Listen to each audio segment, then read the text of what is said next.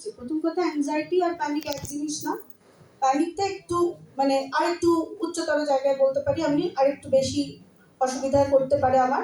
তো সেক্ষেত্রে যদি আমার প্যানিক হচ্ছে আর আমার এটা প্রথম কথা অ্যাওয়ারনেসে আসা, হ্যাঁ, যে আমার তো এটা স্টার্ট হয়ে গেছে। যদি আমি এটার মধ্যে অনেক দিন ধরে সাফার করছি, আমি জানি যে আমার এরকম হয়, তাহলে সেই ধরনের সিচুয়েশন যখনই আসছে আমার কাছে, আমি প্যানিক করা স্টার্ট করছি, তখন কিন্তু প্রথম থেকে আমার মধ্যে অ্যাওয়ারনেসটা কাজ করতে হবে। যে আমি অ্যাওয়্যার হয়ে গেছি যে না, অনেকটা মানে আমি অনেক দূর চলে যাব না তাতে।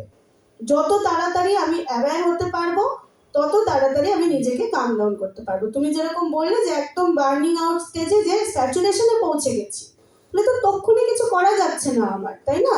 তাহলে আমার ওই অ্যাওয়ারনেসটার উপরে প্রথমত আমাকে অনেকদিন কাজ করতে হবে যে আমার কিন্তু এটা হয়, অ্যাকসেপ্টেড যে আমার এটা হয়, এখন আমি এখান থেকে বেরোতে পারছি না। যখনই আমার এটা হচ্ছে, যত তাড়াতাড়ি হয়ে যায় আমি অ্যাওয়ারনেসে আসলে, তাহলে আমি সেখান থেকে চলতে পারবো, তাই তো? যত দূর পৌঁছে গেছে আমি ভুল পথে, তত ফিরতে দেরি।